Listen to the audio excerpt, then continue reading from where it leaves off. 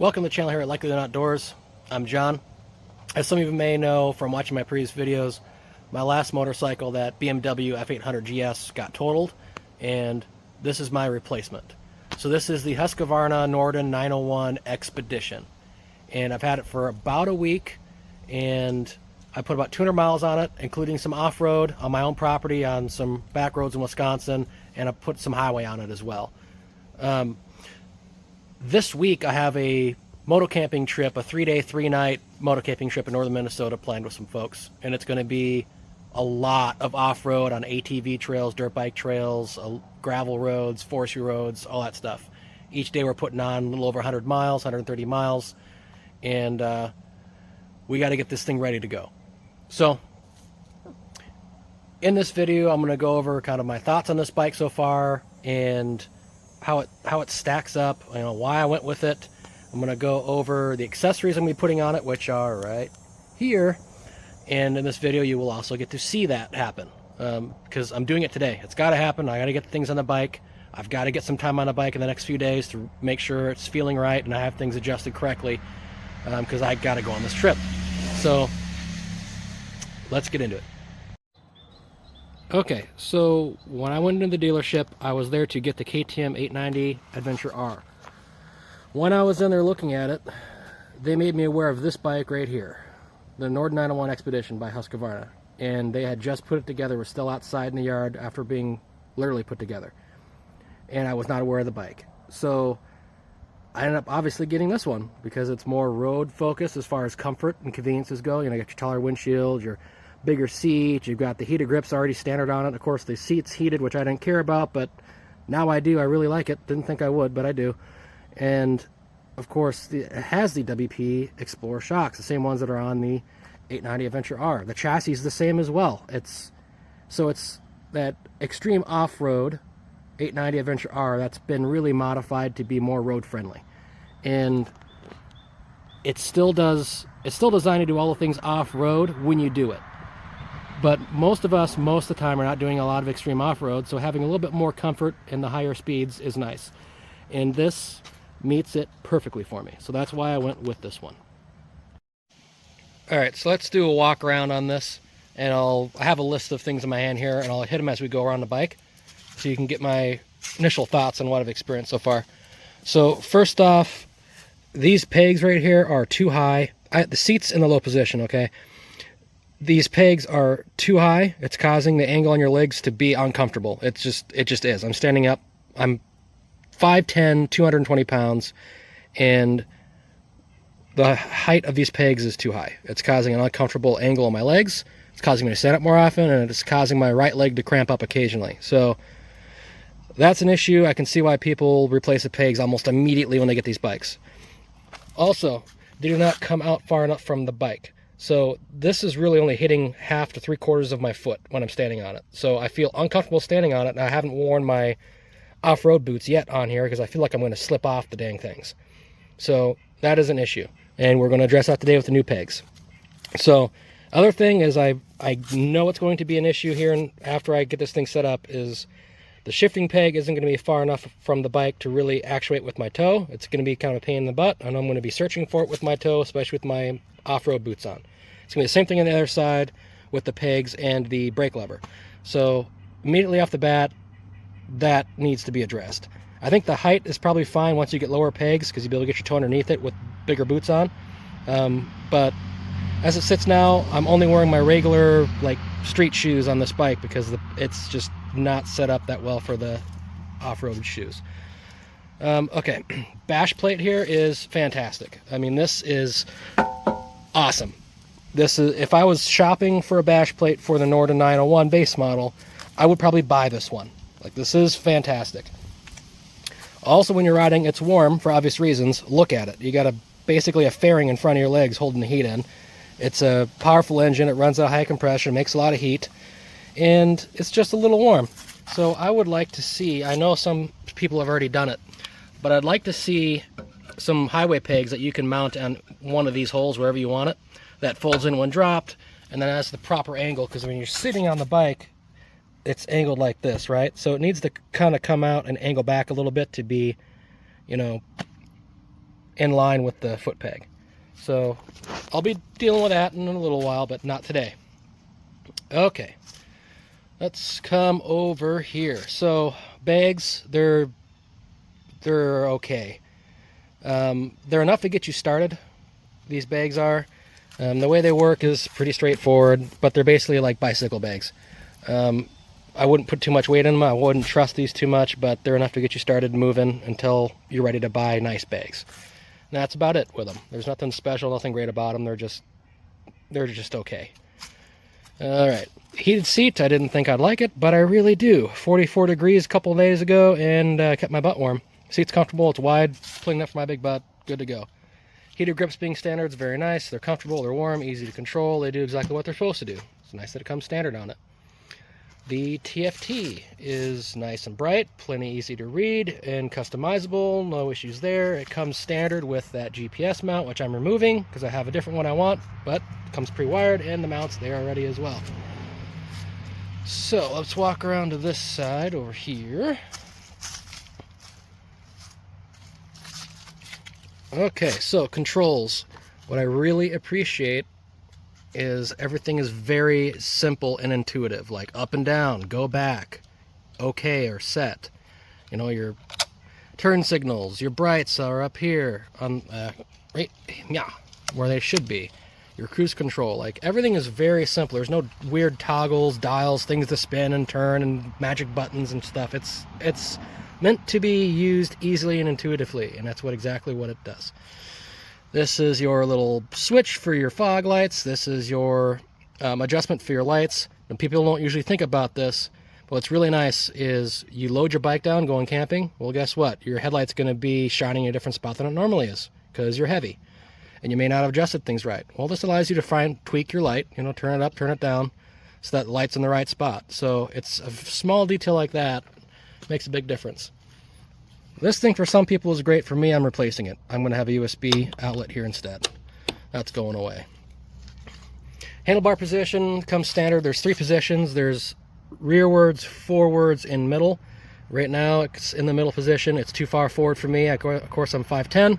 Handlebars need to come back 1 notch, and I think that'll solve my problem. Because right now, I'm reaching a little too far forward on those highway rides, and it's causing my shoulder to tweak up on me. So literally that little bit that you get from moving them back 1 position, I think is going to solve that problem for me. So we'll do that today as well.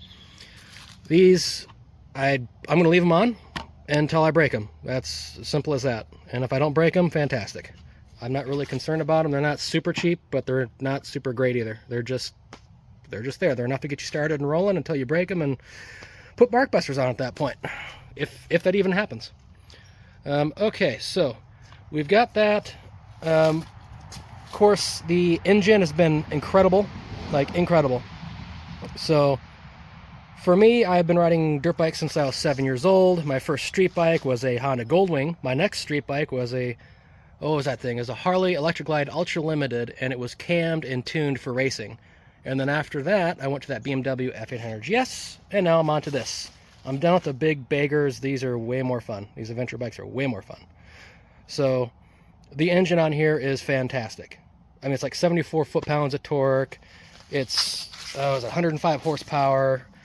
And, you know, things on paper are one thing. It's in practice is where it makes a difference. So this thing, like, will wheelie in 4th gear with me leaning forward on the bike, just going through the gears to accelerate onto a highway. It will wheelie.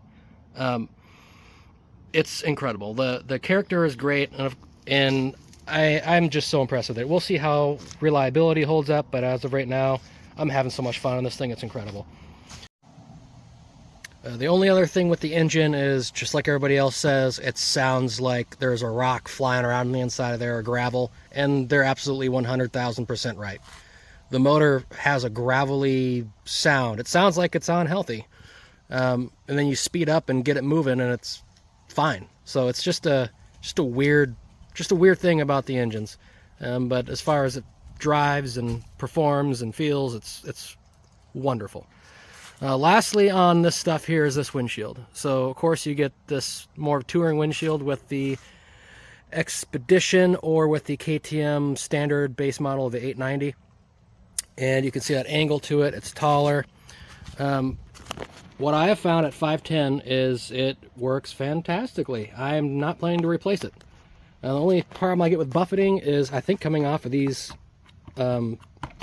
protectors here. They deflect the wind off and it hits you kind of in the upper chest. But as far as the windshield performance goes, I'm not replacing it. I can sit, I can see over it. It's far enough forward with that flare moving this top of the windshield that way, that when I'm kind of bouncing up and down, a little off-roady stuff, I'm not feeling like I'm going to smack the windshield with my face, unlike my aftermarket touring windshield on my BMW, which instead of being angled forward was angled back like this towards you. So I think they've got this in the right formula for what they need for this bike. And then of course with this little cutout here, it helps with the dead air behind there, removes kind of that suction, or that what causes buffeting essentially. And lastly on the walk around of the bike is the styling. I absolutely love the styling. When I saw this on YouTube videos and I saw it on pamphlets and stuff, I didn't really think it was the best looking bike. I thought it was alright until I saw it in person, and I am absolutely freaking in love with the way this thing looks. It is incredible, and with the lights on and everything, it's even better. So 10 points from me right there. Okay, let's talk about the accessories we're putting on today that you're going to get to see. So, Vanasche Motorsports, I got a bunch of really nice goodies from them we're going to test out. So we got the foot pegs from Vanasche Motorsports. We have the case air from Vanasche Motorsports. We've got the side stand foot extension from Vanasche Motorsports. We've got the GPS mount from Vanasche Motorsports. We got the top clamp from Vanasche Motorsports. We've got the gas cap replacement from Vanasche Motorsports. You look into the reasons why people are putting these on. And then Amazon purchase to replace that 12-volt plug. I'm going to have, it's a dual USB with my USB-C as well. So let's get started. Oh, almost forgot. Upper crash bars from Crosspro. Don't need lowers when you got that bash plate on there, but need uppers. I've got bags from my other bike that need to go somewhere, and they're going up there. So let's get this stuff on.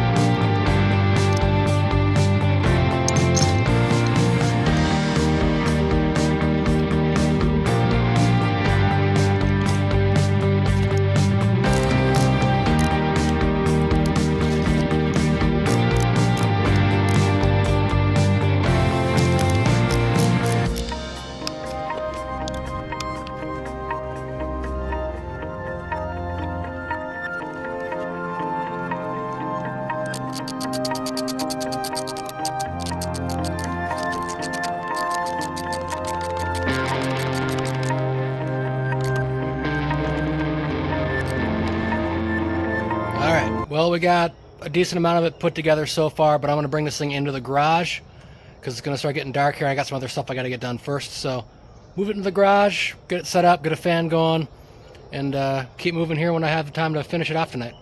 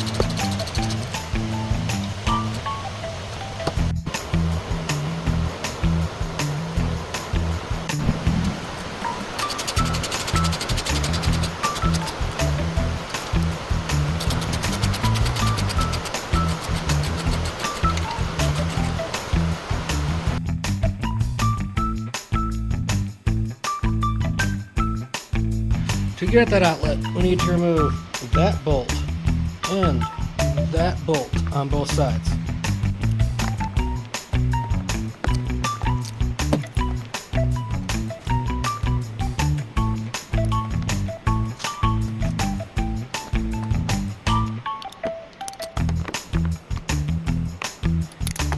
Come on.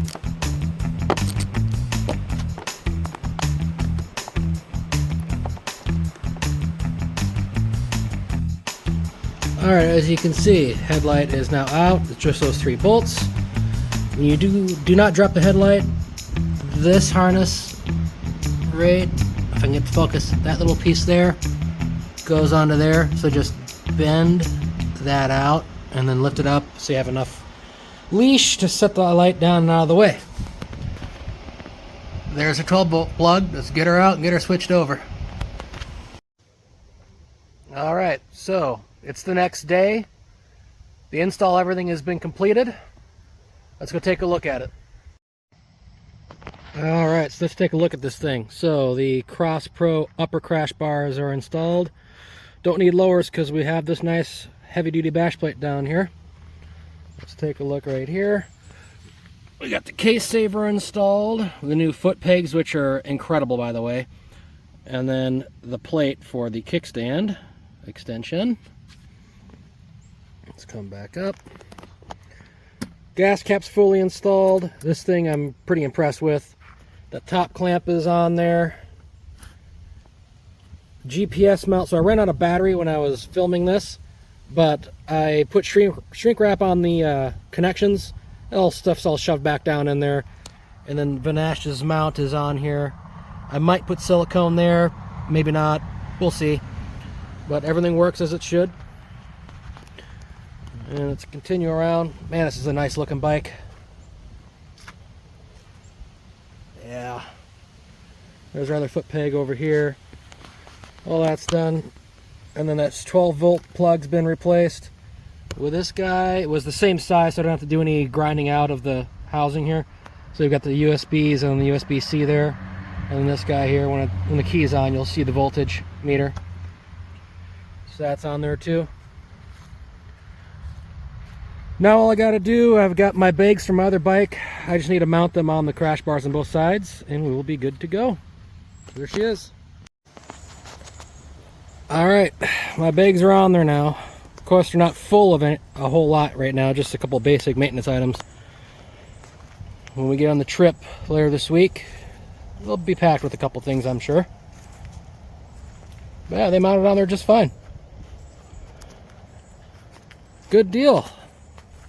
I'm looking forward to putting a few scratches on this little girl.